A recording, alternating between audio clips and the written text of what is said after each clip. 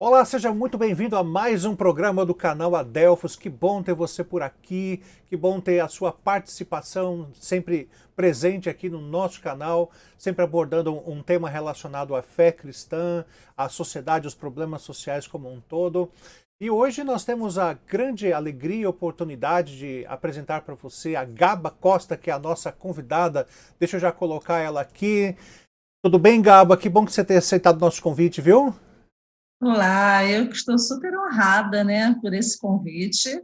Quando me falaram, Gabi, eu vi que você vai estar no Adelphos, e eu estou muito alegre de estar aqui com vocês, né, sempre trazendo temas importantes. É uma honra. Isso. Obrigada pelo convite. Exatamente. Obrigado você ter aceitado. E o nosso, para quem não sabe ainda, duvido que alguém não saiba, mas se você não sabe, Gaba Costa é fundadora do CIMEDUC, o Simpósio Online de Educação Domiciliar. E eu pedi para ela escrever, olha, como que você quer ser apresentada? Eu tenho que dizer que foi ela que escreveu isso, porque se eu disser, faz parecer meio estranho. Olha, ela quer ser apresentada assim. Ela é cristã, casada com Flávio, mãe da Ana Clara, idealizadora do CIMEDUC, como eu já disse. Ela diz que ama pensar sobre educação e ajudar famílias nesse processo de autoeducação. E ela seguiu a carreira acadêmica até o doutorado. Mas, segundo ela, minha educação verdadeira teve início no homeschooling. Como que é isso? O homeschooling, então, foi mais importante que o doutorado para você, Gaba? Ah, sem dúvida. É o que eu disse, né? Realmente, a minha educação teve início no homeschooling. E por quê? Isso é uma longa caminhada, né, gente? Eu sempre tive esse interesse na educação desde que eu me entendo por gente, desde a minha adolescência. Eu estudava num colégio confessional católico e sempre questionava, né, a forma de aprender, e isso eu trouxe para toda a minha vida acadêmica, que tanto quis ser professora. Eu já saí da escola sabendo que queria ser professora e fui buscar resolver as minhas questões da escola na academia. Só que o que a gente percebe na academia é uma busca pela verdade. Tem pessoas sinceras ali que estão buscando solucionar um problema que não foi solucionado na educação formal, mas que se sente em determinado momento como um cachorro correndo atrás do rabo, né? Você dá voltas, dá voltas, dá voltas e nada é solucionado.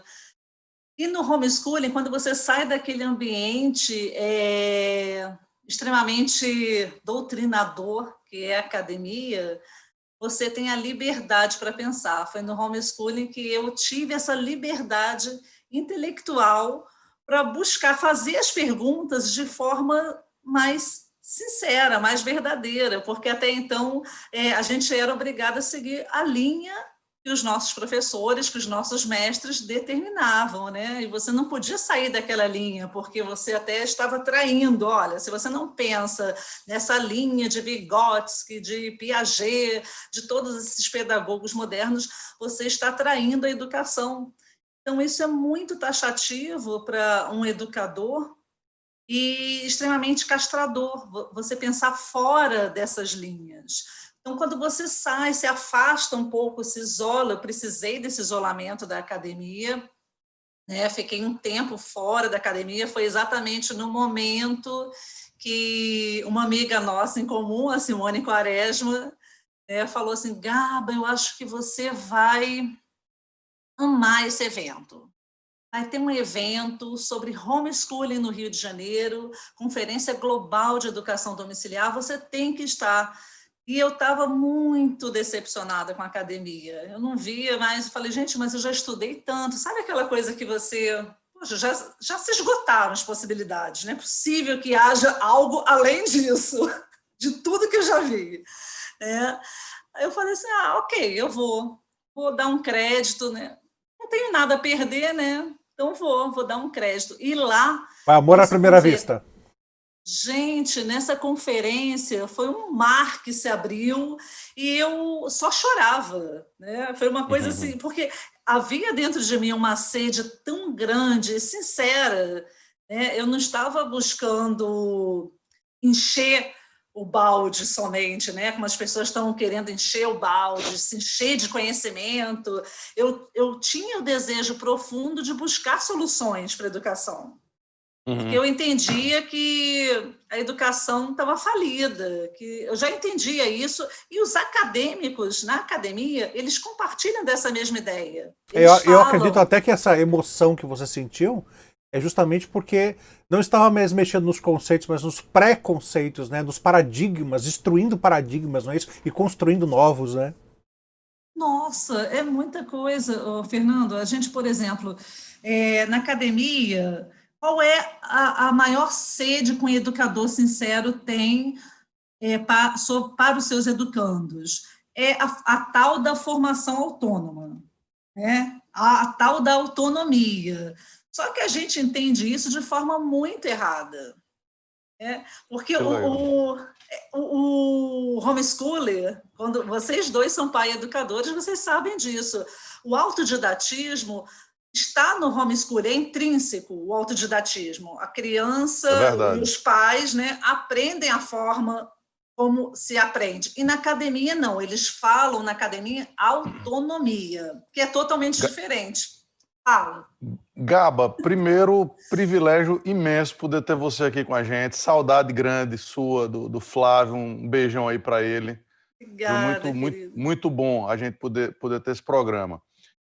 Depois, me deixe dizer logo que testemunho bonito, legal, acerca da sua trajetória com homeschooling, e abriu, é interessante, eu conversando com Tícia aqui algumas vezes, a gente tem esse tipo de conversa, mas você colocou de uma forma muito clara como o homeschooling ajuda a gente mesmo, né, na formação em coisas que a gente achava que talvez achava que já sabia, né, e de repente, bum, tem uma oportunidade fantástica de mergulhar mais fundo junto com os nossos filhos e prepará-los de uma forma melhor do que nós fomos preparados. Isso é fantástico, realmente. E antes de fazer uma pergunta, eu quero só dizer que os Adelfos hoje estão incompletos, né? O nosso querido amigo Charles, que também é homeschooler, tá doente, a gente tem orado por ele. Se Deus quiser, na próxima semana vai estar aqui com a gente de volta. É tá isso bom? aí. Mas, Gaba, deixa eu te falar, aliás, te perguntar. A gente está conversando sobre homeschooling. É possível que alguns dos nossos ouvintes não tenham ideia do que seja isso que a gente esteja falando. Então, dá uma simplificada para eles. O que é que significa isso? O que é o homeschooling? O que é isso que vocês estão conversando aí? E até nesse momento é importante, né, conceituar e definir, porque muita gente acha que está fazendo homeschooling. Nesse momento, a gente foi todos pegos aí por essa pandemia, por esse evento global, e as pessoas acham que isso é homeschooling, simplesmente trazer a educação escolar para casa. E não é. O homeschooling ele é um estilo de vida. O homeschooling é desenvolver essa atmosfera de aprendizado em casa. É muito diferente do imaginário popular, que as pessoas acham, eu tenho que estar muito bem preparado, eu tenho que estudar muito. Imagina, eu não me formei em matemática, eu não sou uma professora de matemática, eu não sou uma professora de história, eu tenho falhas na minha educação, como que eu vou educar os meus filhos? Esse é o pensamento mais comum. Mas quem pensa assim não entendeu o que é homeschooling, né? Porque o homeschooling é exatamente os pais desenvolverem essa atmosfera de aprendizado e a paixão pelo conhecimento. E os filhos percebem isso, eles vivem nesse contexto. E é muito mais abrangente do que o ensino de conteúdos. O homeschooling é vida, então você passa a aprender e a ensinar em todo o tempo. Ô, Nos Gaba, afazeres da casa, em tudo. Ô, Gaba, você diria, então, porque é possível que alguém esteja ouvindo que tem algum interesse em homeschooling por causa dos filhos. Eu já ouvi falar que é bom para os filhos e tudo mais, mas não tenha necessariamente esse interesse que você está descrevendo aí. É possível que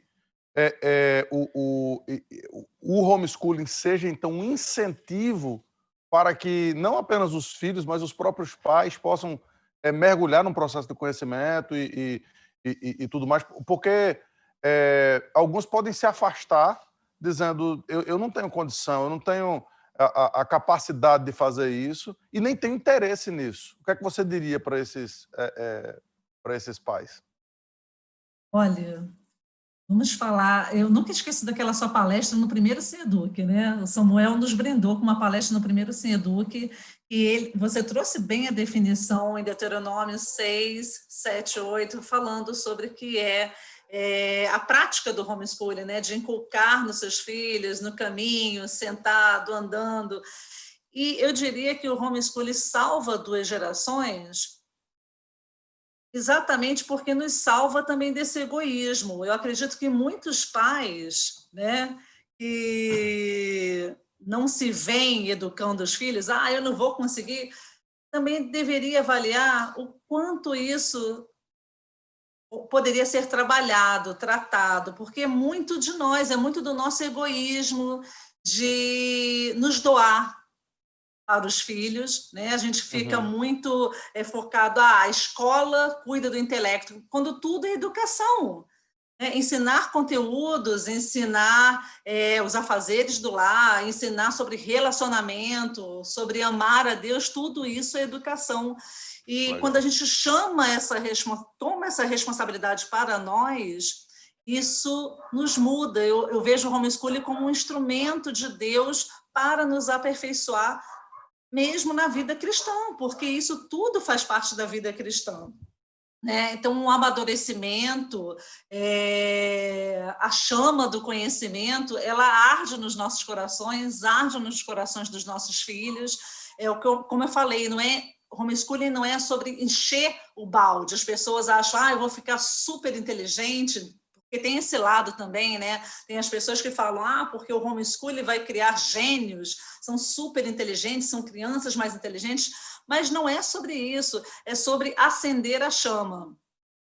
Encher o coração. Encher o coração, e você, como pai, precisa disso. Seus filhos precisam ver que essa chama arde no seu coração pelo conhecimento, né? Porque às vezes os pais querem delegar a educação para os próprios filhos. Olha, filho, você tem que estudar, porque se você não estudar, você não vai crescer na vida. A educação, existe tudo isso, é a educação que vai fazer você ser alguém na vida. E os pais vão reproduzindo sem perceber.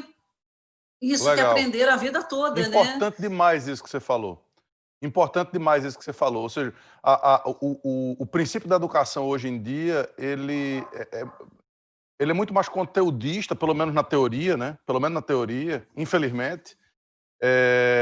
Rapaz, não fala conteudista, não. Isso daí é um termo muito, muito preferido de quem defende Paulo Freire. Pois é por isso que a gente tem que falar, né? E colocar entre aspas, porque é um termo extremamente mal utilizado, porque não é verdade. Né? Eles falam sobre o conteúdo enquanto eles não...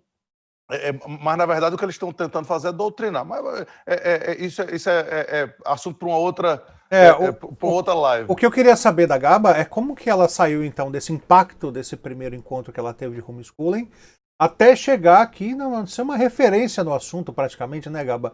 Até chegar no CIMEDUC. Conta um pouquinho pra gente dessa trajetória e do que é o CIMEDUC. E já faz o seu jabá aí, já dá o endereço para o pessoal então acessar. Vamos começar pelo jabá.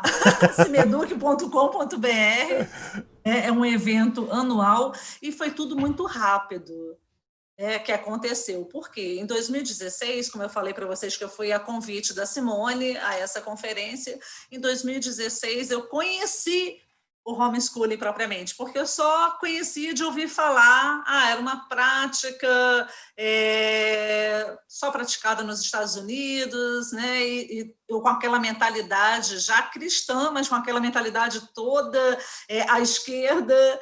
Isso é uma americanização, isso é uma importação, lá vem o imperialismo, e eles querem... Isso é coisa de rico. Todos esses preconceitos eu tinha. A criança tem que estar na escola, lugar de criança na escola, tudo isso eu socialização. Porque a escola não passa só conteúdos, é importante a socialização, e a gente vai... esses mitos vão sendo quebrados, né? Então, já ouvi falar sobre essas coisas.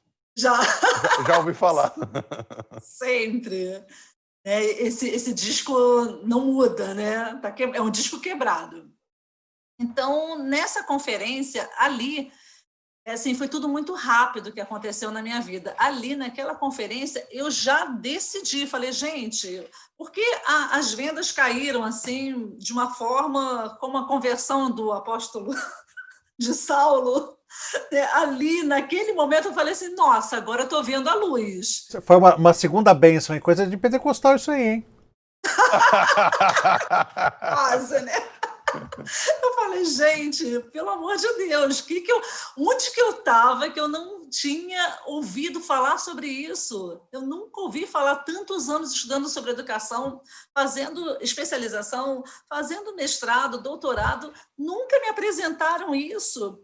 E aí as fichas caíram todas, porque toda a minha linha na academia era sobre uma formação autônoma, né? E ali eu vi naturalmente crianças sendo autodidatas. Eu falei, gente, o que a gente busca na academia, estuda tanto e fica rodando em círculos, os pais fazem de uma forma muito natural.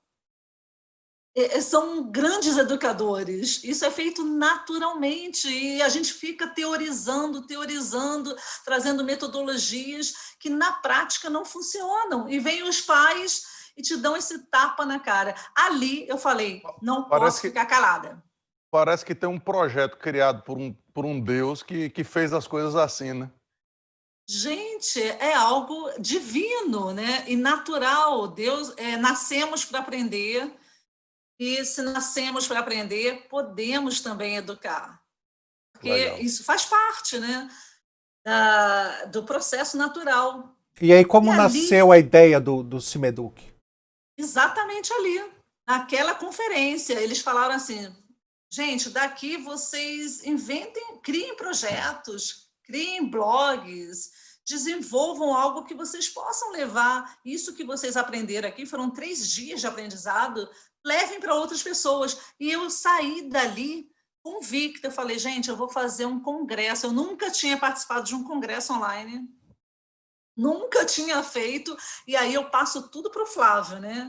Eu jogo, eu arquiteto, eu projeto, Flávio executa, Flávio é meu marido. Eu falo, agora executa. Então ele foi pensar como que a gente vai executar. E ali, em 2016, foi o primeiro ano do Cimeduc.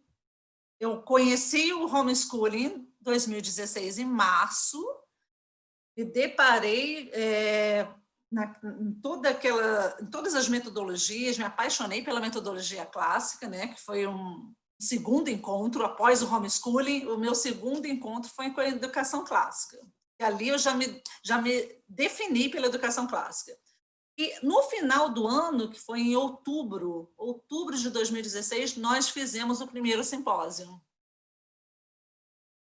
Eu já entendi Legal. que ali eu tinha que levar aquela mensagem. Muito bom. E eu acompanho, né, sua trajetória com muita alegria, viu, Gaba? Perceber como você e outros amigos nossos têm sido uma influência tão boa aí no Brasil para esse movimento, ou essa ideia. Eu gostei do que você falou, né, de salvar 2 gerações, né? A gente está pensando em salvar a próxima geração, mas a nossa está sendo extremamente influenciada também com isso. Obrigado aí pelo termo. Mas o homeschooling está começando agora, né? Aqui você dizer uma coisa americana, imperialista e tal. No Brasil é algo muito, muito recente. Vocês têm conversado, têm pesquisado, têm visto resultados disso? Já tem no Brasil ou resultados em outros países? Como é que tem sido isso? Então, vamos lá, vamos voltar lá na Constituição de 88. Vocês acreditam que na Constituição de 88 eles falam abertamente do ensino domiciliar? Isso é incrível! Então, a Constituição de 88 não veda o ensino domiciliar, não proíbe, eles falam explicitamente. E foi nessa brecha da Constituição que famílias brasileiras educaram seus filhos em casa. Nós temos homeschoolers formados, totalmente formados, que nunca foram à escola, educados na década de 90. Nunca foram à escola, é incrível. Eles participaram do Cineduc também, essas famílias, né? E o resultado é real, as pessoas não entendem, mas como que pode? Porque a nossa vida toda gira em torno da escola, como é que pode? Qual é a formação, qual é a certificação? Mas o governo sempre providenciou os recursos, as certificações para as pessoas que não cursavam numa instituição, né? Que são as certificações do INSEJA e do Enem. Essas certificações não existiram sempre, né? Antes era só Enem, e antes do Enem haviam outras certificações, mas agora é INSEJA e Enem, e todos os homeschoolers que estão se formando com sucesso total, né? Digamos que sucesso para as pessoas de fora é chegar à linha final do conhecimento, que para eles é a universidade. A gente sabe que um sucesso de um homeschooler vai muito além de uma universidade, né? Pois é, né? Universidade.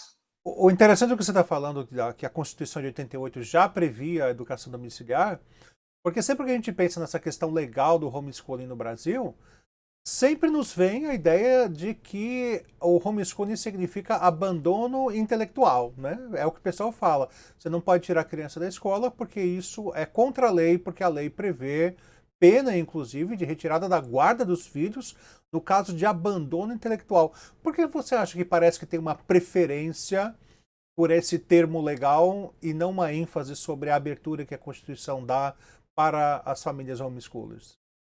Olha, eu vejo de duas formas, ou má fé mesmo, sabe, na interpretação, ou analfabetismo funcional, porque as pessoas não sabem ler. Existe um analfabetismo funcional real. Vou te falar por quê. A gente está nessa luta agora por regulamentação em âmbito municipal e estadual, tá? E isso também é permitido pela Constituição, que as pessoas alegam, por favor, isso não tem nada a ver com município e estado, porque isso é de ordem da União. A União que tem que resolver, o Supremo já falou que o Congresso Nacional, isso é matéria, é pauta para o Congresso Nacional, só que também falta de leitura, porque a Constituição fala a educação é um tema concorrente à União. Se a União não decide, se a União não resolve, os municípios e os estados têm que resolver. E onde que a gente vê esse analfabetismo funcional se replicar, né? Porque ele se replica de uma forma assim absurda, igual gremlins. As pessoas que, quando vêm para uma sessão extraordinária sobre homeschooling, que a gente está debatendo direto nas câmaras legislativas, as pessoas gritam desesperadas, por favor, não aprovem isso vai ser o caos. Por quê? Não entendem que não é obrigatório. Elas estão entendendo que o governo vai colocar uma camisa de força em toda a sociedade brasileira e vai obrigar o homeschooling. As pessoas não conseguem entender o óbvio, que é uma minoria, que não é obrigatório o homeschooling. Entendeu? Então, o analfabetismo funcional ele está num nível assim máximo, né? Porque a gente vê que houve um emburrecimento mesmo programado, existe a má-fé, né, do judiciário que interpreta a lei, faz de tudo para interpretar a lei nos moldes que eles querem, para impedir, de fato, que seja regulamentado. Então, eles falam o que querem, né? É legal, mas não vê que a Constituição permite. A Constituição é clara, o ensino domiciliar não é vedado. E quanto à matrícula obrigatória, que eles insistem nisso, a LDB fala da matrícula obrigatória, a BNCC fala da matrícula obrigatória, isso é para a escola é uma lei que rege simplesmente para a escola. Não tem nada a ver com... Não é para todos. Quem pratica a educação domiciliar, a Constituição não está considerando que matricule seu filho na escola. Seja obrigatório também para quem pratica a educação domiciliar. Então, é um erro de interpretação, né? Entendi. Agora, o dia a dia, né? Vamos para a parte prática do homeschooling. Quem está nos ouvindo agora está interessado no assunto. Como funciona o dia a dia do homeschooling para os pais terem uma ideia do que esperar nessa jornada que eles querem empreitar? Então, o dia a dia do homeschooling, cada família tem o seu ritmo, né? Eu vou falar sobre a minha experiência. Eu tenho uma filha, né? É uma filha única. E quando eu iniciei, qual foi a minha experiência? Poxa, eu sou educadora há 20 anos, educadora. O que eu fiz? Eu trouxe a escola para casa, com horário para entender, com horário para ler, com horário para tudo. Acabou, eu só não tocava o sinal, não fazia usar uniforme, mas era a escola ali com todos os seus horários. Acabou matemática, agora português. Então, eu fui entendendo que aquilo não estava funcionando com a minha filha. Eu entendi, ela estava ficando amargurada, ela estava ficando entediada, estava muito chato reproduzir a escola, e eu fui adaptando. Então, homeschooling, na prática, é muito mais, antes de você pensar em um método, conhecer uma metodologia, que é o que os pais mais querem, né? Ai, qual método vou usar? Eu uso Charlotte Mason, eu uso educação clássica, eu uso Montessori. Antes, você precisa aplicar a metodologia do amor, que é de conhecer o seu filho. Essa é a metodologia principal, que as pessoas não são tão conteudistas, né? Querem tanto seguir um currículo e ter o tal sucesso que se busca tanto nos estudos, que esquece que a metodologia principal é o amor. Então, é você Legal. se doar. Você precisa se doar para o seu filho, sentar e entender a forma como ele aprende. Então, eu comecei a perceber que minha filha não funcionava tão cedo. Então, ela não precisava acordar no mesmo horário da escola, e eu fazia ela acordar. Olha, Isso é tão 7 horas. importante, Gabão. Gente, não dá. Essa individualização é tão importante. As pessoas não têm dimensão de como isso é um game changer na vida das crianças, na vida dos filhos, porque a gente enfia eles, normalmente, dentro de uma caixa onde tudo tem que ser reproduzido, e muitas vezes isso inibe o potencial que eles têm. Você usou uma frase agora há pouco, você está inspirada hoje, viu? Você usou uma frase agora há pouco, né, que é fantástica.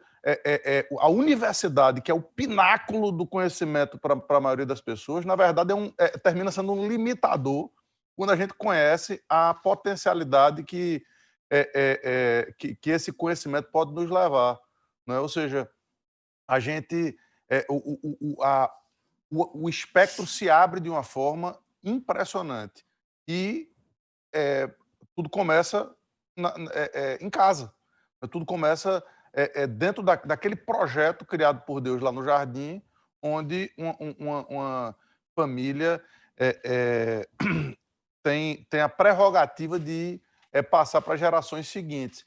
E eu queria que você continuasse a falar sobre esse tema, mas me veio à mente o que eu estou estudando agora aqui em Tampa, que é o livro de Eclesiastes. Né? Todo o conhecimento, toda a sabedoria, todo o dinheiro, toda a fama de Salomão, não é? Ou seja, tudo aquilo que ele conquistou, que é o que o ser humano hoje busca, fez com que ele chegasse à conclusão de que é tudo correr atrás do vento, de que nenhum proveito há debaixo do sol. E você matou a charada aí quando você disse a metodologia do amor. Ou seja, tem tudo isso e está faltando aquilo que é básico, que é essencial, que é principal. Então, por favor, continue aí.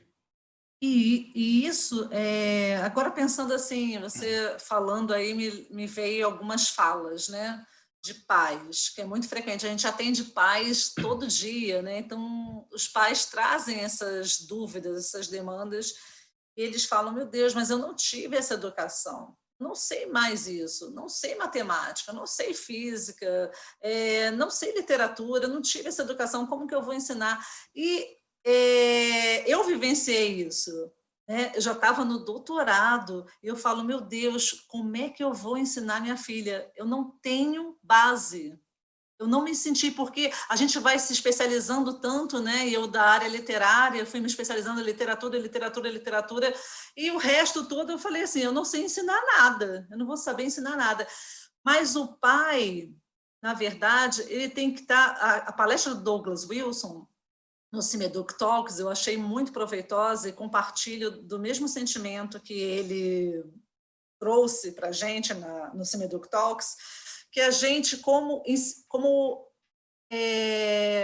professores, né, mediadores desse ensino, a gente deve estar só 3 meses à frente dos nossos pupilos.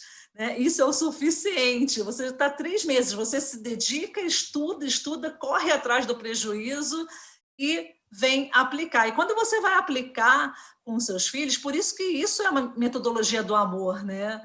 Não tem quem ame mais os seus filhos do que os próprios pais. E a gente se dedica, esse esmero no aprender, no saber, é exatamente por amor. Nossa, eu vou aprender porque eu amo meu filho, mas mesmo com todo esse esforço que você faz em direção ao conhecimento, ainda não vai ser tudo, porque nós somos falhos. Né? Nós podemos errar, a escola erra e nós também podemos errar. E nesse caminho, nós, como somos donos agora do tempo, nós podemos recalcular essa rota. Nós temos essa liberdade de recalcular a rota. Eu acho isso assim fantástico. Isso tira esse peso dos pais de terem uma formação, de terem... Porque basta você estar um pouquinho à frente, você não precisa estar muito à frente. E essa é a realidade, a gente não vai estar muito à frente dos nossos filhos, não. E eu digo uma coisa, minha filha já me passou em muita coisa. Mas, Gaba, deixa eu perguntar uma coisa para você. É verdade que não tem que estar muito à frente, mas quando chega, por exemplo, desde o sexto, sétimo, oitavo ano até o ensino médio aí no Brasil... por exemplo, a maioria dos pais não vai saber muito sobre matemática, assuntos um pouco mais complexos. Né? Eu fiz algum tempo de faculdade de engenharia, eu sabia fazer cálculo diferencial integral, hoje em dia eu não lembro mais nem os símbolos disso. Né? Então, como lidar com aquilo que os filhos precisam aprender, mas que os pais não estão preparados para ensinar? Acho que isso é uma pergunta que é recorrente, né? Como lidar com isso? Sim, é recorrente e os pais colocam um peso muito grande sobre isso, né? É como se fosse uma camisa de força e tem tantas soluções, né, para isso. Uma das soluções, tem vídeos maravilhosos, tem cursos maravilhosos hoje online.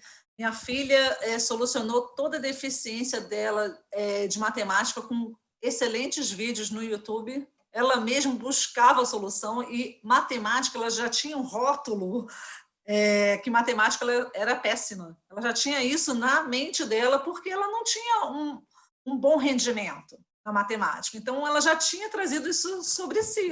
Não vou conseguir avançar muito em matemática. E isso foi desbloqueado no homeschooling. Ela conseguiu avançar. E teve um momento que foi ficando mais difícil mesmo. E como eu não sou da área também, não tenho muita aptidão matemática, e mais meu marido... Ele a ajuda nessa área e nós contratamos um professor clássico, inclusive, ele é professor de matemática, educação clássica, e ele dá aula semanal para ela online. Então, quer dizer, tem tantos recursos, né? Hoje online, porque nós estamos nessa pandemia, mas tem como você ter um tutor de matemática presencial, tem tantas coisas que os pais podem utilizar. Tem grupos também, né? Grupos que se reúnem. Grupos. Esse pessoal que eu falei da década de 90, né, que eles fizeram homeschooling, já estão todos formados, já fizeram até mestrado em Colômbia, na Universidade de Colômbia, são homeschoolers. A primeira sala de aula foi a universidade. Eles fizeram comunitário. O homeschooling deles, na década de 90, foi comunitário. Os pais se juntavam e cada um lecionava uma matéria, uma disciplina. Mas aí, Gaba, tem aqui duas coisas na sua fala que me levantaram aqui algumas outras perguntas. Aliás, duas. primeira delas é o fato de que você disse que você precisaria de uma ajuda de fora, de um professor. Se você precisa de um professor externo, você já não está matando a ideia do homeschooling? Então essa é a primeira pergunta. E a segunda coisa é em relação ao recurso, né? Porque quem é que tem recurso para contratar um professor? Seria então o homeschooling alguma coisa elitista, alguma coisa direcionada só para quem tem um poder aquisitivo um pouco melhor? Como que a gente lida com isso? Olha, isso é um mito, né? Porque a gente tem, na verdade, vários níveis de família, várias classes de famílias. Temos famílias até que a gente estava acompanhando que eles não tinham condições nem de comprar os livros são todos doados. A gente tem vários, é à disposição mesmo de você se colocar.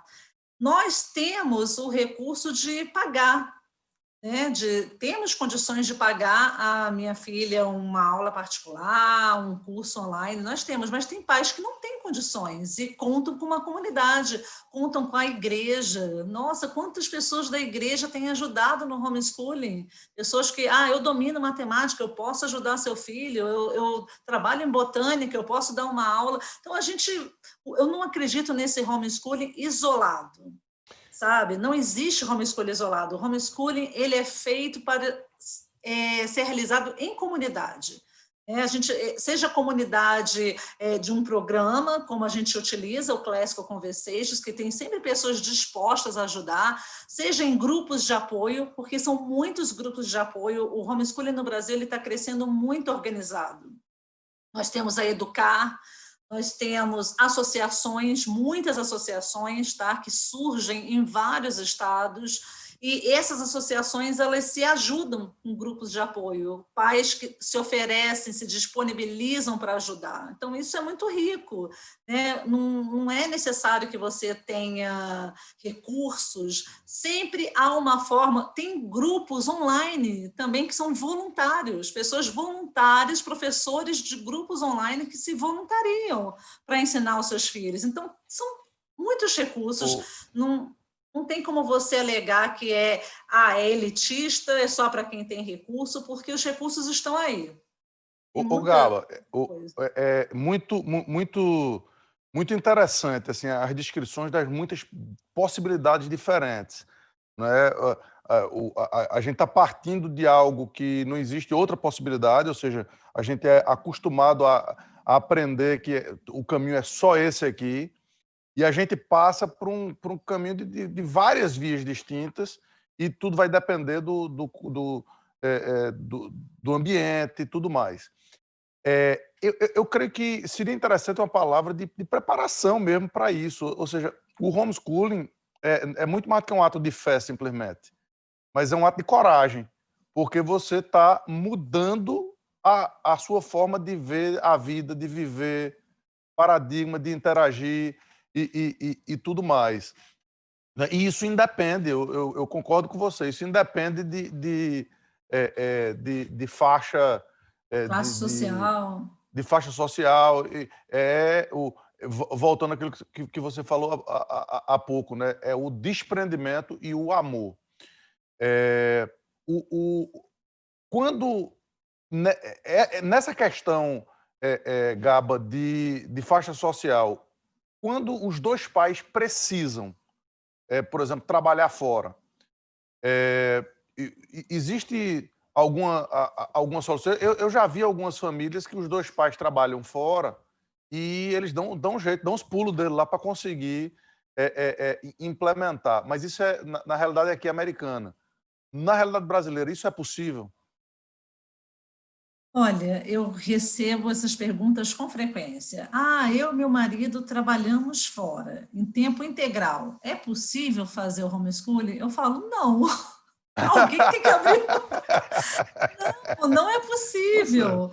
Eu tive que abrir mão do meu trabalho e todo mundo fala, Gaba, mas você tem condições. Não, eu ganhava na época mais do que o Flávio.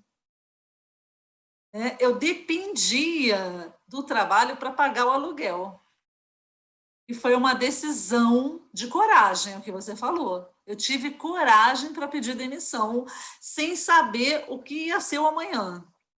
Isso é muito profundo e poderoso. Isso que você está falando é extremamente poderoso, porque é um caminhão de pólvora contra o status quo, contra tudo que a gente ouve, né? E o seu testemunho, que é lindo, que é maravilhoso, eu quero lhe dizer que ele não é único. Não é? A gente tem visto várias pessoas que têm tomado essa decisão e que Deus tem abençoado. Acho Né? que esse é o maior realmente... caminho, né, Samuel? É o ato de fé. É de você saber que você, olhando para a sua responsabilidade de educar os filhos e tendo isso como uma prioridade, como a Bíblia manda, ao obedecer a Deus e as prioridades e a agenda de Deus, Deus vai dar um jeito para as coisas acontecerem. Esse é o ato de fé. Verdade. Não é? É o Deus dizendo para Abraão: sai da tua terra para onde eu vou te mostrar. Às vezes a gente não está sabendo qual é o destino, mas a gente conta com a certeza de que a gente vai chegar lá. É E que vai ter dias em que a gente vai se perguntar por que no mundo a gente resolveu fazer isso. Não é verdade. Assim, Aliás, eu queria aqui até compartilhar a minha experiência, né? Talvez a grande maioria das pessoas interessadas em homeschooling, como aconteceu aqui em casa, são famílias que os filhos já estavam na escola, já passaram um tempo na escola. E a primeira fase aqui de homeschooling foi terrível, terrível.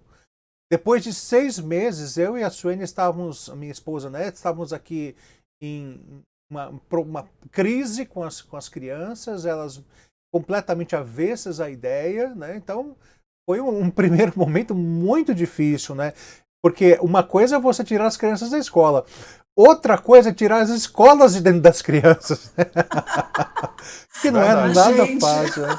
Então, assim, eu queria até uma palavra de estímulo, né? Não desistam, né?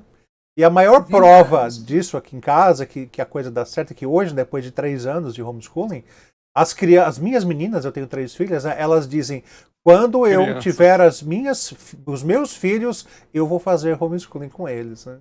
Isso não tem preço. Né? Não tem preço. Isso não tem preço, é porque realmente marcou, né? Marcou, impactou a vida delas. E os pais, quando eles falam assim, eu fiz agora um grande encontro, né? Para famílias, foram 218 famílias inscritas. Eu abri a inscrição em uma semana. Em uma semana, foram 218 famílias inscritas que querem começar o homeschooling em 2021. Então, essa pergunta foi muito recorrente. Nós trabalhamos, tem condição? Em algum momento na nossa reunião, um pai educador falou assim: olha, gente, o homeschooling, se você precisar, em alguma matéria, lançar mão de um tutor, de um professor, né, que ensine o seu filho, não tem problema, você pode contratar esse professor. Aí essa mãe teve a brilhante ideia: isso me aliviou bastante, porque agora eu vou contratar para todas as disciplinas. Isso não é homeschooling. Pois é. Isso não é homeschooling, porque o grande benefício que eu considero do homeschooling é o relacionamento familiar. Aliás, aqui, até esse lockdown, né, esse tempo de pandemia, deu para as pessoas terem esse gostinho, né? Elas não estão fazendo homeschooling em casa, né? É uma educação, a escola que foi trazida para dentro de casa, mas o contato com pais e filhos com certeza aumentou. E eu ouvi muitas famílias que não são homeschooling pensando em homeschooling, porque percebem o quão benefício, quanto isso é importante, quanto melhorou, né, a relação familiar por causa da presença maior dos filhos dentro de casa. E isso, antes de Gaba falar, no início da pandemia, quem menos sofreu era quem já fazia homeschooling, né? Porque algumas coisas mudou pouco. Mudou pouco, né? Porque eu também, assim, a gente fala, não mudou nada no sentido de você ter uma rotina, uma disciplina, né? De trabalhar isso de forma autodidata. Mas também os homeschoolers, eles não estudam só em casa, né? Nós vamos aos museus, nós temos os nossos encontros, nós saímos, nós fazemos muitas aulas fora de casa. E as pessoas estavam achando que vocês fazem prisão domiciliar, vocês estão só dentro de casa. E é um mito, porque a sala de aula é um mundo, né? Você aprende fora de casa. Inclusive, na próxima semana, eu vou ter umas aulas em New Jersey, né, Fernando? Você também é homeschooler, né, Samuel? Somos. Também. Na verdade... Eu me apresento como homeschooler também. Pois é. Não são só os filhos, não. Agora, Gaba, vamos supor aqui que eu tenho certeza que quem está nos assistindo, muitos já devem ter tomado a decisão. Olha, 2021, como você falou, vou começar a homeschooling aqui em casa. Dá um passo a passo aí, um home to do aí, como as pessoas podem se preparar para fazer o homeschooling com a família. Bom, a primeira preparação que eu julgo essencial é a decisão, né? Você realmente decidiu, isso é o primeiro passo. Decidiu e aí a gente vê como que vai, qual é o próximo passo, é um passo de cada vez, né? Basta o mal de cada dia e a gente vai aprendendo. Primeiro, não esteja só. Junte-se a famílias que já caminham. Não tem melhor forma de aprender do que com quem já está no caminho. É a melhor forma de você aprender. Observe as famílias, veja a família que você mais se adequa. Eu gosto muito da forma como a Gaba conduz, como o Samuel conduz, como o Fernando conduz. Então, se aproxima, veja o que há de bom nessa família e aprenda, caminhe junto. Porque que acontece? Pode ir até grupos online, comunidades. Sim. Né? Nossa, nós temos só muitos um detalhe grupos. nisso que você está falando, Gaba, é tranquilizar o pessoal, porque existe uma propensão natural do homeschooler de ajudar os outros. Então, Sim. Isso é uma coisa que é muito natural. E, ao mesmo tempo, também existe uma propensão natural nossa de pais de achar que não vai dar certo, que a gente não vai conseguir. Então, isso também é outra coisa que a gente precisa tentar se controlar, né? É verdade. Gaba, você começou a falar e eu disse, rapaz, é verdade, o assunto era outro. Mas eu acho extremamente importante que os dois, você disse, não esteja só, e você estava falando em relação a comunidades e tudo mais, mas isso é importante dentro de casa. Eu acho muito complicado começar um trabalho quando os dois pais não estão em acordo. Sim, eu ia falar isso. Em relação a isso. É fundamental. Então, Eu ia falar isso. Isso é fundamental. Perfeito. Não tem como você abraçar o homeschooling. Isso foi algo que eu fiz até questão que meu marido estivesse comigo. Quando eu vi a grandiosidade do que era a modalidade, né, da educação domiciliar, eu liguei e falei, Flávia, você não pode ficar de fora. Eu sei que ele até faltou o trabalho, ele pediu liberação do trabalho para poder estar comigo na conferência. Então, eu trouxe ele para a conferência porque eu queria que ele escutasse com os próprios ouvidos, né? Eu falei, eu não sei nem se eu vou conseguir passar para você, mas eu quero... E ali... ele imediatamente entendeu, falou, é isso, eu estou com você, estamos juntos nessa decisão. Isso é muito importante, porque se os dois decidem, o que vocês tiverem que enfrentar vai ser mais fácil. Os dois decidiram, estão juntos, né? Isso é importante. Então, você estava falando, né? Então, o primeiro passo é a decisão, o segundo passo é se juntar a comunidades, se aproximar de pessoas, de famílias que já são homeschooling. Ok, homeschoolers, e daí para frente, o que faz? Então, daí para frente, exatamente nesses grupos, né, de apoio, grupos online, grupos presenciais, você vai conhecer o leque, né, de opções, de metodologias. Eu acho que esse é o melhor caminho do que você ficar batendo cabeça, estudando separadamente. Deixa eu ver o que é Charlotte Mason, estudando educação clássica. Esse é o melhor caminho, porque ali, nesses grupos, você vai receber indicações de livros, você vai receber soluções também de pessoas que já mesclam metodologias há mais tempo. Olha, eu mesclo essas metodologias e encontrar o seu ritmo, porque as pessoas querem reproduzir muito o que já vem nas famílias do Instagram, né? O Instagram é uma grande vitrine de famílias homeschoolers perfeitas, lindas, Isso não existe, tudo dá certo. Não é assim não, Gaba? Não é assim não? Pô, faltava o Charles nessa hora para dar esse testemunho, né, Samuel? É verdade. Saudade dele.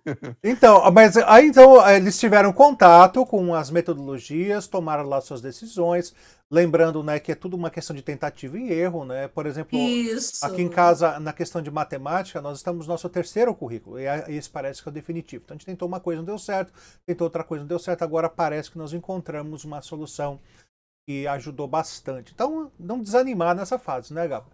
Não Agora, desanimar, isso. exato. Agora eu tô lá na minha casa, tenho os meus filhos, eu quero preparar minha casa para ser um ambiente homeschooler.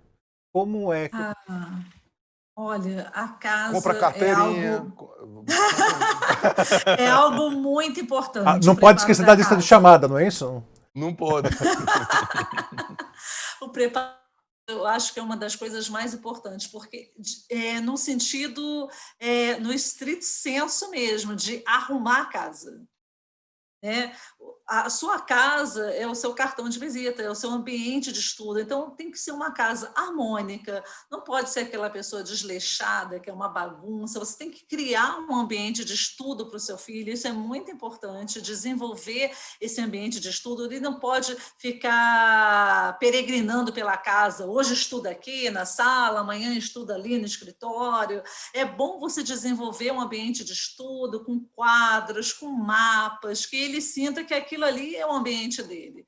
Eu acho isso muito importante, organizar o material, organizar os livros, para que ele sinta que existe essa separação, né? O momento formal, porque a gente aprende o tempo todo. A criança aprende, quando acaba o momento formal de estudo, digamos que dedique 4 horas do dia para o estudo formal. Quando acaba aquele momento do estudo formal, a criança continua aprendendo, só que de outras formas, de uma forma mais lúdica, de uma forma mais prática. Eu não acredito nessa educação que tudo seja lúdico, que tudo tem que ser o que a criança goste, não é assim. Tem coisas que a criança também não vai gostar, como minha filha. Minha filha foi uma luta entender que ela precisava estudar o latim. Ela não queria. Ela rejeitou ao máximo, não via necessidade. Ela foi sendo conquistada aos poucos, porque ela viu ao redor que o mundo é em latim. O Na hora mundo que você, inteiro. na hora que você começou a falar de latim, o cachorro começou aí. Tá vendo? Está sincronizado. Aí ela começou, ela se atentou, poxa, o latim realmente é importante, está me ajudando até no inglês, está me ajudando no alemão, a aprender outras línguas, a ver a lógica das frases. Então, e no começo ela teve uma resistência. Então, existe esse mito também de que o homeschooling, você vai criar um ambiente que é só o que a criança gosta. Isso é um mito. Tem coisas que a criança não gosta e o pai vai perceber e vai auxiliar, né? Não, nós precisamos insistir nisso, vamos insistir mais um pouco. E uma coisa importante, Gaba, uma coisa extremamente importante, eu acho que é fundamental, não tentar imaginar que em toda casa vai ser igual.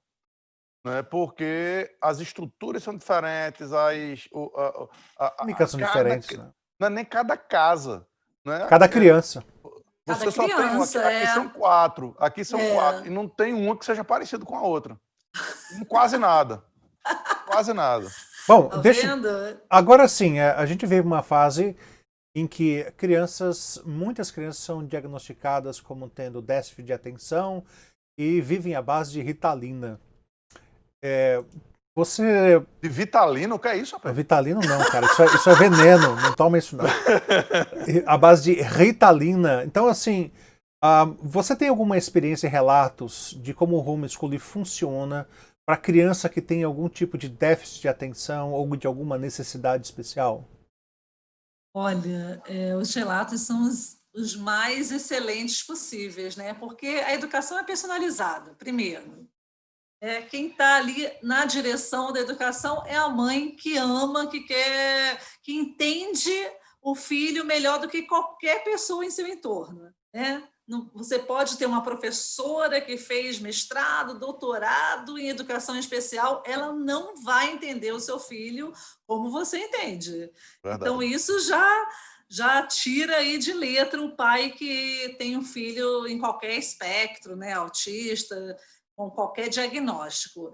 E eu tenho experimentado relatos, né, tenho vivenciado esses relatos de mães que é impressionante como as crianças evoluíram na socialização, crianças que não tinham nem aquele olhar, né, não conseguiam nem olhar, olho no olho. Até autismo, né? Crianças com autismo Sim, tiveram um desenvolvimento impressionante com o homeschooling. o desenvolvimento é impressionante. Amor. Falando de Ritalina, que você falou de Ritalina, ontem mesmo eu vi O um que é relato. Ritalina, rapaz? Ritalina, para mim, eu tenho a menor ideia do que vocês estão falando aí. Pra Então, mim, era eu aquela acho, cantora do passado. eu tô começando a achar que você precisa tomar, viu? Então, a Ritalina que dopa a criança, né, gente? A criança fica dopada mesmo para focar a atenção, né? Eles usam a Ritalina para a criança ter um foco, aumente o foco. Aliás, deixa eu só explicar então momento. para o Samuel o que é isso. Ritalina é uma droga parente da anfetamina que estimula a criança e dá esse foco que a Gaba está falando. Legal. E tem sido amplamente, sim, prescrita para qualquer criança que se diga que não tem dificuldade de prestar atenção na sala de aula. Não, as escolas se especializaram, né, nesse diagnóstico. É impressionante. Qualquer criança que tem algum sintoma de hiperatividade, que não se concentra, precisa. As escolas são especialistas nesse diagnóstico. Então, são muitas crianças hoje escolarizada que tomam Ritalina. É a primeira medida, tomar Ritalina. E essa mãe, eu ouvi ontem esse depoimento dessa mãe que começou a aplicar a educação domiciliar, né, por conta da pandemia, e foi tirando aos poucos o excesso de telas e simplesmente parou a medicação. O filho dela tomava altas doses de Ritalina, ela foi desmamando, e ele não tem mais nada, é como se não tivesse mais nada. Teve, né, Gaba? Nunca teve, né? Pois é. Dizem que a França não tem esse diagnóstico, né? Não tem criança. Impressionante. Os pediatras não diagnosticam com TDAH, com essas síndromes todas. Isso é muito do Brasil, não sei nos Estados Unidos como é que está, mas no Brasil o diagnóstico é severo. Pois é. Bom, esses déficits. Uma outra pergunta aqui, até já caminhando para o nosso final aqui dessa excelente, gostosa entrevista com o bate-papo que a gente está tendo, voltando à questão legal, né? A gente tem visto que em determinados lugares a justiça, através dos conselhos tutelares, tem pegado no pé das famílias homeschoolers. Se não me engano, eu ouvi falar de algum tempo atrás, até um ano ou dois, de uma família no Rio Grande do Sul, se não me engano, que perdeu a guarda dos filhos por fazer homeschooling. O que a gente pode falar para tranquilizar aqueles que estão querendo, né, adotar o homeschooling em suas casas? E o que mudou nesses últimos meses, nesses anos, que pode estimular as pessoas, ou quem sabe até mecanismos que foram criados de proteção às famílias homeschooling? Então, a gente até estava conversando ontem com o professor Carlos Xavier, que é uma referência nacional, né, em educação domiciliar. Essa interpretação vai muito do judiciário, é uma loteria, né? E no Rio Grande do Sul parece que o Sul inteiro, não só Rio Grande do Sul, Santa Catarina, Paraná, o judiciário tem uma interpretação muito severa, onde as famílias aqui no Brasil são mais perseguidas em toda a região sul. O que a gente pode tranquilizar é que nós temos avançado muito na questão da regulamentação, tá, dos municípios, dos estados. Novas associações estão surgindo. Procure uma associação. No Sul inteiro tem associações agora de famílias educadoras, tem associação de famílias educadoras em Santa Catarina, no Rio Grande do Sul, no Paraná, todo o Sul. Então, é ideal que você...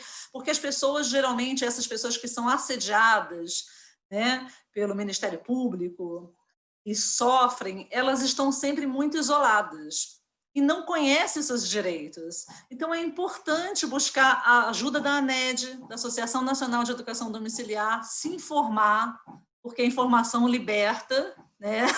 É importante essa informação para conhecer, olha, nós não estamos ilegais, nós não praticamos nada ilegal. Esse conhecimento é primordial. Nós temos tratados internacionais, né? E somos signatários, o Brasil é signatário nesses tratados internacionais dos direitos humanos que nos protege com relação também à educação domiciliar. É conhecer as leis, ter isso impresso em casa, essas leis impressas em casa. No caso de uma visita do Conselho Tutelar, receber esses conselheiros tutelares, não se negar, né? Você pode negar a visita deles, mas o interessante é você receber e mostrar o que você tem feito, ter o registro de tudo. Se você não segue um currículo, um programa, como nós seguimos, do Classical Conversations, registre o seu dia a dia, isso é muito importante. Fazer o registro de atividades, o que você tem feito, qual é a evolução, já se não pode fazer todo dia, faça semanalmente.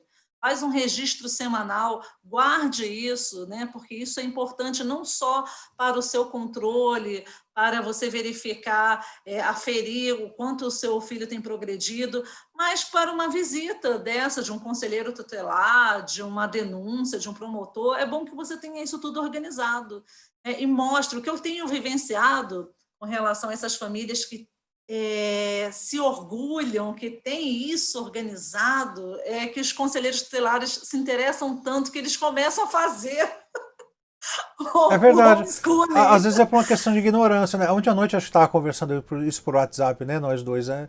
De que muitas vezes é por ignorância. A pessoa não sabe o que é, ela tem um pressuposto apenas e um julgamento, né? Não sabe, né?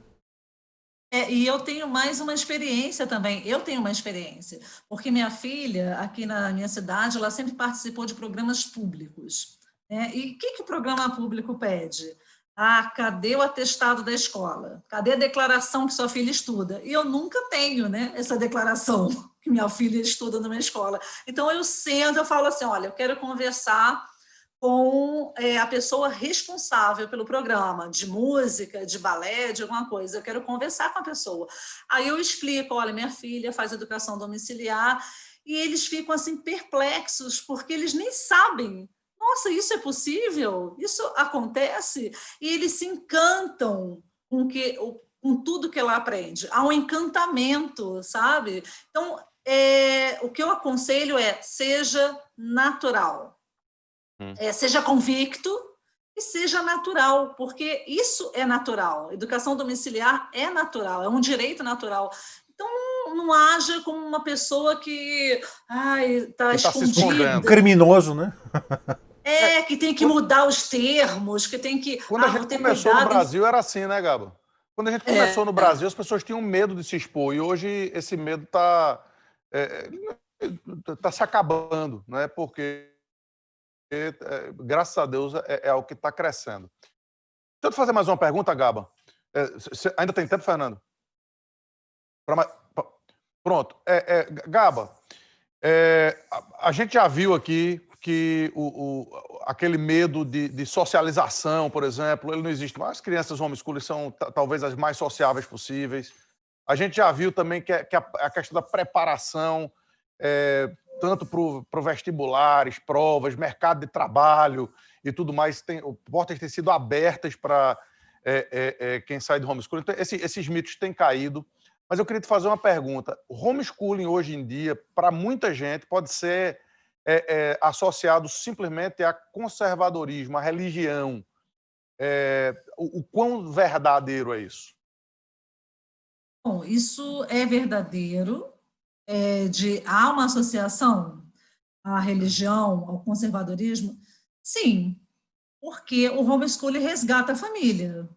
E hoje, quem está nessa luta de resgatar a família, sem dúvida, é o conservadorismo. Então, há uma associação.